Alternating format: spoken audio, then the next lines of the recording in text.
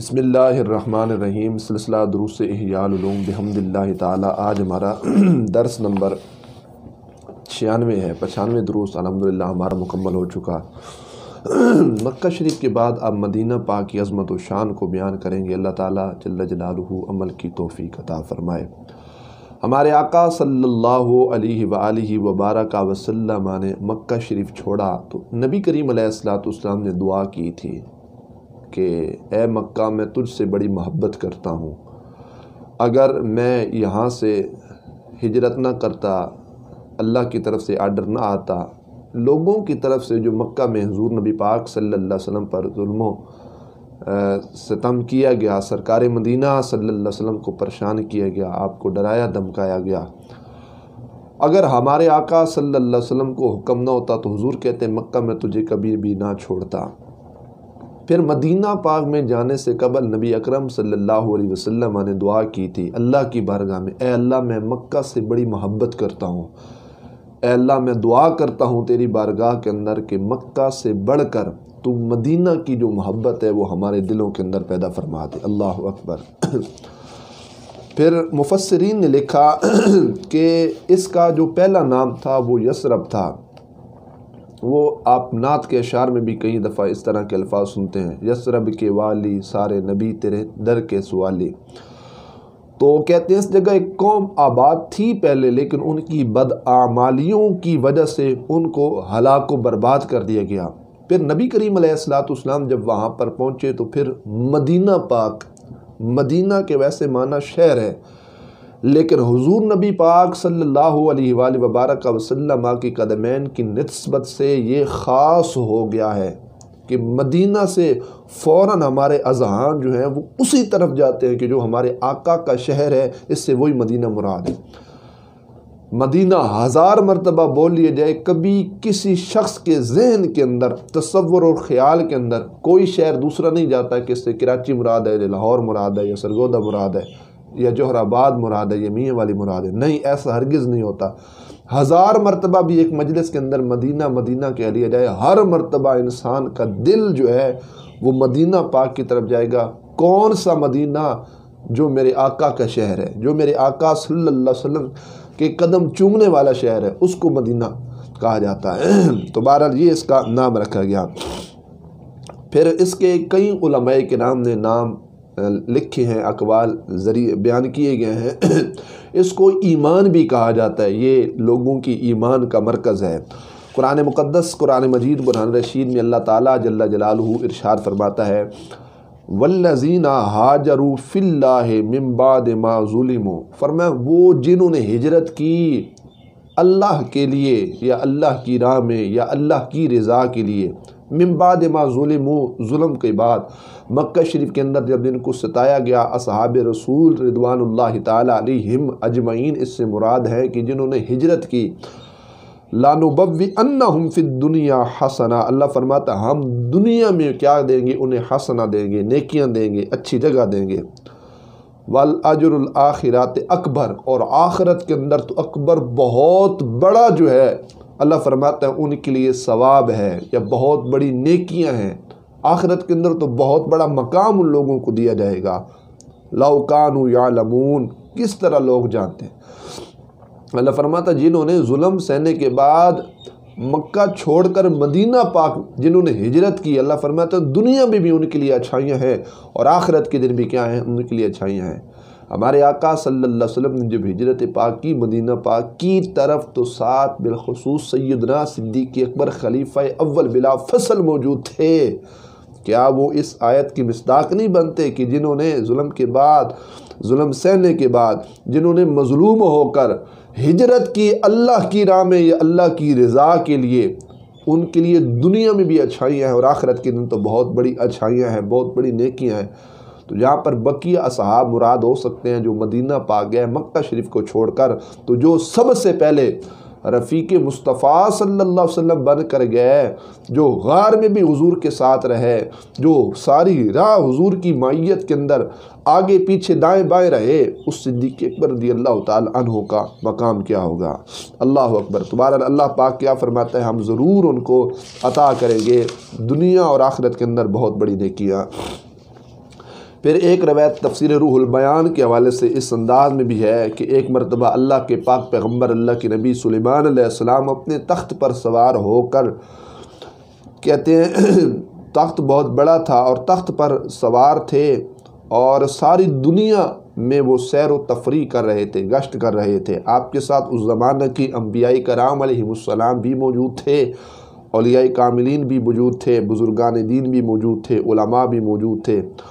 کہتے ہیں تخت کے کنارے پر جنات کھڑے تھے، تخت بڑا اڑ رہا تھا۔ پھر ایک ایسا مقام آتا ہے کہ حکم دیا گیا کہ تخت کو نیچے لے کے جاؤ، اور پھر حضرت سلیمان علیہ السلام اس تخت سے نیچے اترے۔ تمام حاضرین کو آپ نے حکم دیا، جو اس پر علماء اولیاء سوار تھے، حاضرین سوار تھے، محبین متعلقین سوار تھے، سارے نیچے اتر آئے۔ پھر کیا دیا؟ حکم دیا کہ سارے جو ہے نا اس جو خطہ زمین ہے اس کو پیدل سفر کرتے ہیں۔ اللہ اکبر! سب نے حکم کی تعمیل کی، پیدل چلنے لگے۔ خود بھی اللہ کے نبی ہیں حضرت سلیمان علیہ السلام، پیدل چلنے لگے۔ پھر جب اس خطہ کا سفر طے فرمایا، پھر تخت پر آپ سوار ہوئے۔ بقیہ لوگوں کو کہا کہ سوار ہو جاؤ۔ بقیہ لوگ جب اس پر سوار ہوئے، پھر حکم دیا تو وہ جو ہے نا آسمان و زمین کے درمیان ہواؤں میں اڑنے لگ گیا۔ لوگوں نے وجہ پوچھی کہ حضرت جی آپ نے اس زمین کا استقبال، احترام، ادب کیوں کیا ہے؟ آپ زمین پر پیدل کیوں چلے ہیں؟ تو حضرت سلیمان علیہ السلام نے فرمایا ابھی یہ زمین جنگل ہے، اللہ ایک زمانہ آئے گا اس جگہ پر ایک شہر آباد ہوگا، اس شہر کا نام مدینہ پاک ہوگا، اور اس شہر میں اللہ کا پیارا، اللہ کے نبیوں میں سے سب سے آخری نبی امام الانبیاء صلی اللہ علیہ وسلم تشریف لائیں گے، اور اسی زمین پر امام الانبیاء صلی اللہ علیہ وسلم کا جو ہے نا وہ وصال باکمال ہوگا، اور اسی زمین کے اندر وہ اللہ کے پاک پیغمبر، اللہ کے آخری نبی مدفون ہوں گے، جہاں آپ کی تربت بنائی جائے گی۔ تو اس وجہ سے میں نے اس کی تعظیم کی ہے، کیونکہ اس شہر کی جو نسبت ہے وہ ان کے قدموں کے ساتھ لگنے والی ہے جن کو اللہ نے نبیوں کا سردار بنا کر بھیجا۔ اللہ اکبر! تو بہرکیف یہ اللہ کے پاک پیغمبر حضرت سیدنا سلیمان علیہ السلام نے بھی اتنا ادب کیا تھا۔ پھر نبی کریم صلی اللہ علیہ وآلہ وبارک وسلم نے مدینہ پاک کے بارے میں یوں فرمایا کہ امرت بقریۃ تأکل القریٰ، مجھے ایسی بستی کا حکم دیا گیا جو تمام بستیوں پر غالب آنے والی ہے، جس کا رنگ جو ہے وہ تمام بستیوں پر غالب ہوگا، تمام شہروں پر غالب ہوگا۔ مجھے اس بستی کی طرف جانے کا حکم دیا گیا ہے۔ اس سے مراد کیا تھا؟ مدینہ تھا، مطلب لوگ اسے یثرب کہتے ہیں، حضور کہتے ہیں یہ مدینہ ہے۔ فرمایا کہ وہ اس کا رنگ ایسے غالب ہوگا کہ اللہ مدینہ کے پھلوں کے اندر بھی شفا رکھے گا، مدینہ کے اندر برکتیں رکھے گا، مدینہ کی کھجوروں کے اندر اللہ برکتیں رکھے گا، یہاں تک کہ حضور کے فرمانے کا مقصد یہ ہے کہ میرے شہر کی مٹی کے اندر بھی اللہ شفا رکھے گا، اس کے اندر بھی اللہ پاک صحت رکھے گا۔ جو اس پاکیزہ شہر کی مٹی کو استعمال کرے گا اللہ اس کو بھی صحت عطا فرما دے گا۔ اللہ اکبر! فرمایا میرے مدینہ کا رنگ تمام بستیوں کے اوپر چھا جائے گا۔ فرمایا میرے مدینہ کے ایمان کا لشکر کائنات کی ہر جگہ فتح کرے گا، مشرق اور مغرب تک وہی جھنڈا لہرائے گا جو شہر مدینہ میں لہراتا ہے۔ اللہ اکبر! اور تأکل القریٰ کا محدثین نے معنی یہ کیا ہے کہ جو سارے بستیوں پر غالب آنے والی بستی ہے وہی فقط شہر مدینہ ہے۔ اللہ اکبر! پھر ہمارے آقا صلی اللہ علیہ وآلہ وبارک وسلم نے جہاں پر مدینہ طیبہ کی عظمت و شان کو بیان کیا، وہاں پر حضور فرماتے ان اللہ تعالی سمی المدینہ طابۃ، حضور کہتے ہیں اللہ پاک نے مدینہ کا نام توبہ بھی رکھا ہے، طاء کے ساتھ توبہ بھی رکھا ہے۔ اللہ اکبر! اور اس شہر کا ماحول جو ہے وہ بڑا روحانی ہے۔ امام بغوی رحمۃ اللہ تعالی علیہ اس لفظ پر بحث کرتے ہوئے فرماتے ہیں لوگوں اس سے بڑھ کر تمہیں خوشبو کیا حاصل ہوگی؟ سب سے بڑی جو خوشبو ہے وہ مرکز رسول صلی اللہ علیہ وآلہ وبارک وسلم ہے۔ امام بغوی کہتے ہیں اگرچہ یہ شہر خوشبوؤں کا شہر ہے مدینہ پاک، لیکن سب سے جو بڑی خوشبو ہے وہ تو حضور نبی پاک صلی اللہ علیہ وسلم کا روضہ انور ہے، آپ کی قبر مبارک ہے، آپ کا روضہ مبارک ہے، وہ سارا خوشبوؤں کا مرکز ہے۔ اسی طفیل اور انہی کے توسل سے اللہ پاک مدینہ کے ہر خطے اور ہر مقام پر خوشبوئیں جو ہے وہ پہنچا رہا ہے۔ اللہ اکبر۔ پھر ایک ہوتی ہے خوشبوئیں معنوی، ایک خوشبو ہوتی ہے محسوس ہونے والی۔ تو مدینہ پاک میں صرف معنوی خوشبوئیں حاصل نہیں ہوتی، مدینہ پاک تو وہ شہر ہے جہاں پر خوشبوئیں محسوس بھی ہوتی ہیں انسان کو کہ واقعی یہاں سے خوشبوئیں کے حلے اٹھ رہے ہیں۔ اللہ نے ایسی شان و عظمت سے نوازا ہے، ہر شخص مدینہ مدینہ کرتا ہے، ہر شخص کی آنکھوں سے آنسو جاری ہوتے ہیں جب وہ مدینہ کا نام سنتا ہے۔ محفل نعت کا معاملہ ہو، محفل میلاد کا معاملہ ہو، یا کسی بھی مذہبی تقریب کا معاملہ ہو، شاید اس وقت تک وہ محفل کے اندر نور و سما نہیں آتا یا سکون نہیں آتا یا وہ تکمیل کی طرف نہیں پہنچتی جب تک مدینہ کی شان پر اشعار یا نعت کی صورت میں مدینہ کی حاضری نہ لگوائی جائے۔ ہر مقام پر ہم مدینہ کو یاد کرتے ہیں، اس کی وجہ کیا ہے؟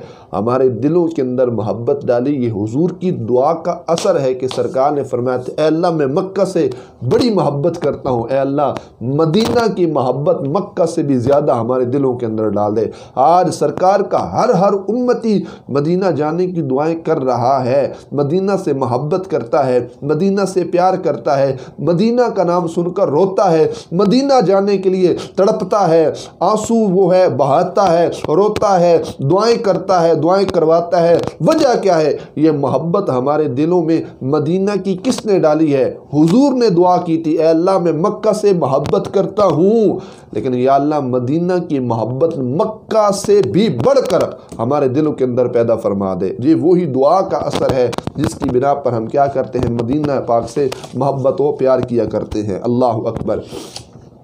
مدینہ کے 40 سے لے کر 80 اور 90 تک اسماء علماء محدثین نے اپنی کتب کے اندر لکھے ہیں کہ 40 نام بھی لکھے ہیں، جس طرح طابہ ہے، اس کو ایمان کہا جاتا ہے، اس کو مدینہ کہا جاتا ہے، اور اس کے علاوہ اس کو شہر برکت، شہر رحمت کہا جاتا ہے۔ 80-90 تک علماء مفسرین محدثین نے اس کے اسماء لکھے ہیں اپنی کتب کے اندر۔ تو مدینہ کا ایک معنی جو ہے وہ یہ بھی ہے، علماء محدثین کہتے ہیں کہ اس کو جابر کا معنی عربی زبان میں اس کے جابر کے معنی کے اندر بھی اس کو استعمال کیا جاتا ہے۔ اللہ اکبر۔ کہتے ہیں جابرہ بھی اس کو کہا جاتا ہے، اس کو مجبورہ بھی کہا جاتا ہے، محبہ بھی کہا جاتا ہے، محبوبہ بھی کہا جاتا ہے، اس کو مرکز سکون بھی کہا جاتا ہے، یہ ایمان بھی ہے، یہ حسنہ بھی ہے۔ کہتے ہیں جابر کا معنی ہوتا ہے عربی زبان میں، اس مثال میں سمجھیے، کہتے ہیں جس وقت حج کرتے ہوئے حج میں غلطی سرزد ہو جائے، انسان غلطی کر بیٹھتا ہے، تو کہتے ہیں اس کو مقام حج پہ غلطی سے ایک قربانی دینا لازم ہو جاتی ہے، جو دم ہوتا ہے اس کے اوپر اس غلطی کا جبر کرتا ہے، وہ نقصان جو ہوتا ہے اس کو پورا کرتا ہے۔ تو جبر کا معنی کیا ہے؟ اپنے نقصان کی تلافی کرنا، نقصان کو کیا کرنا؟ پورا کرنا، نقصان کی جگہ کوئی اور چیز قائم کر کے اپنے نقصان کو رفع دفع کرنا۔ اللہ اکبر۔ نبی اکرم صلی اللہ علیہ وسلم ارشاد فرماتے ہیں میرا یہ شہر کی مثال ایسے ہے، اور مکہ شریف میں میرے دین کو مشرکین نے جب نقصان پہنچایا، جب ظلم و تشدد کیا، اللہ اکبر، اب یہ جو میرا شہر ہے نا، مطلب شہر مدینہ، یہ شہر سارے نقصان کا بدلہ لینے والا ہے۔ اللہ اکبر، یہ سارے نقصان کا بدلہ لینے والا ہے، اس واسطے یہ نقصان کو پورا کرنے والا ہے، نقصان بقیہ نہیں رہے گا، نہ رہنے دے گا، اس واسطے مدینہ کا یہ نام رکھا گیا ہے۔ اللہ اکبر۔ یہ مجبورہ ہے، یہ تڑپ رہا تھا کہ کب محبوب کبریا خاتم النبیین صلی اللہ تعالیٰ علیہ وسلم اپنے قدمین مطہرین مشرفین مبارک قدم مجھ پر لگائیں گے۔ اللہ اکبر، کب اپنے سرکار قدمین لگاتے ہیں مجھ پر، اس لحاظ سے میں تڑپ رہا ہوں نبی پاک صلی اللہ علیہ وسلم کی قدمین کے لیے۔ مدینہ کی مٹی جو تھی تو وہ تڑپ رہی تھی حضور کی قدمین کو بوسہ لینے کے لیے، ان کے فیوز و برکات کو حاصل کرنے کے لیے، تو اس واسطے اس کا ایک نام یہ بھی رکھا گیا ہے۔ پھر آقا دو عالم صلی اللہ علیہ وسلم ارشاد فرماتے میرا شہر مدینہ محبت کرنے والا ہے، یہ محبت کرتا ہے۔ سب سے پہلے بخاری کی حدیث سنی، ہمارے آقا صلی اللہ علیہ وسلم جب تشریف لا رہے تھے نا تو اچانک احد پہاڑ جو تھا اس نے کیا کہا، اپنی محبت کا اظہار کیا، تو ہمارے آقا صلی اللہ علیہ وسلم نے فرمایا احد پہاڑ ہم سے محبت رکھتا ہے، ہم احد پہاڑ سے محبت رکھتے ہیں۔ وہ ہمارا محب ہے، ہم اس کے محب ہیں، وہ ہم سے پیار کرتے ہیں، ہم اس سے کیا کرتے ہیں، پیار کرتے ہیں۔ پھر یہ بھی نہیں، وہ ایک کھجور کا وہ درخت، کھجور کے تنے کا وہ جڑ جس کو کہا جاتا ہے، جس پر حضور نبی پاک صلی اللہ علیہ وسلم تشریف فرماتے تھے، تو وہ بھی نبی پاک علیہ السلام کی جدائی کے اندر آہیں بھرتا۔ اللہ اکبر، نبی پاک علیہ السلام اس کو اپنے سینے پاک سے لگا لیتے۔ تو یہ شہر کا نام محبہ ہے، یہ محبت کرنے والا ہے۔ اللہ اکبر، اللہ اکبر۔ پھر یہ بھی فرمایا یہ محبوبہ ہے۔ اللہ اکبر۔ حضور فرماتے میرا مدینہ شہر محبوبہ ہے اس سے کیونکہ رب پیار کرتا ہے، یہ محبوبہ ہے۔ حضور کہتے ہیں اس مدینہ سے میری اہل بیت پیار کرتے ہیں، میرے اصحاب پیار کرتے ہیں، میری امت پیار کرتی ہے، یہ محبوبہ ہے۔ اللہ اکبر۔ حضور کہتے ہیں ہم اس سے پیار کرتے ہیں، یہ ہم سے کیا کرتا ہے، پیار کرتا ہے۔ اللہ اکبر۔ حضور نے کیوں فرمایا تھا اللہم حبب الینا المدینہ کا حبنا مکہ او اشدہ، اے اللہ ہمارے دلوں کا محبوب مدینہ کو بنا دے جس طرح مکہ مکرمہ بلکہ اس سے بھی زیادہ بنا دے، ہمارے دلوں کے اندر مدینہ کی محبت ڈال دے۔ حضور کے صحابہ جس انداز میں مدینہ پاک سے پیار کیا کرتے، مدینہ کی کھجوروں سے، مدینہ کے پھلوں سے، مدینہ کی مٹی سے، مدینہ کے اندر رہنے والے لوگوں سے، اس بات کا اندازہ شاید کوئی لگا نہیں سکتا۔ انشاءاللہ تعالی اس کا بقیہ حصہ اگلے درس میں بیان کیا جائے گا۔ اللہ پاک جل جلالہ عمل کی توفیق عطا فرمائے۔ حجت الاسلام امام غزالی رحمۃ اللہ تعالی علیہ کے درجات اللہ پاک بلند فرمائے، اور آپ کے علمی روحانی فیوز و برکات سے اللہ ہم سب کو مستفیض فرمائے۔ وآخر دعوانا الحمدللہ رب العالمین۔